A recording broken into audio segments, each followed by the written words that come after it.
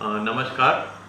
દર વર્ષની જેમ આ વર્ષે ફરીથી ભારત સરકાર તરફથી હર ઘર તિરંગા યાત્રાનું આયોજન કરવામાં આવી રહ્યું છે. આપણે બધા જાણીએ છીએ કે અત્યારનો જે સમય છે એમાં દરેક રાષ્ટ્ર પોતપોતાના માટે વિચારી રહ્યું છે અને એવી પરિસ્થિતિમાં એવું જરૂરી છે, ફરજિયાત છે કે આપણા રાષ્ટ્રનો દરેક માણસ રાષ્ટ્ર નિર્માણની ગતિવિધિમાં કેવી રીતે જોડાઈ શકે એ બાબતે વિચાર કરે. અને આ જ વસ્તુને ધ્યાનમાં રાખતા હર ઘર તિરંગા કાર્યક્રમનું આયોજન સરકારશ્રી તરફથી ફરીથી ગોઠવવામાં આવ્યું છે.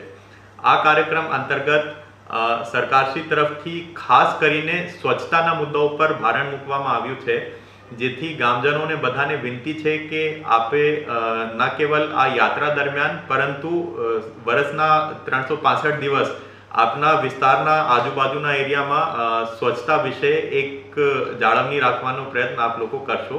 એની સાથે સાથ આપણે જાણીએ છીએ કે ભારતની સેના મારફત ઓપરેશન સિંદૂર આ વર્ષે કરવામાં આવ્યું હતું અને એ જ વસ્તુને આગળ વધારતા આ વખતે રક્તદાનની પણ કામગીરી તિરંગા યાત્રા દરમિયાન કરવામાં આવનાર છે, જેથી 14 તારીખના રોજ સવારે 10 વાગ્યાથી મોડાસા ટાઉન હોલ ખાતે સાથે અમારે ત્યાં જિલ્લા પંચાયત ખાતે રક્તદાનનો એક મોટો શિબિર ગોઠવવામાં આવી રહ્યું છે, જેમાં મારી આપને બધાને વિનંતી છે કે આપ લોકો મહત્તમ માત્રામાં એમાં જોડાઓ અને એમાં ભાગ લો.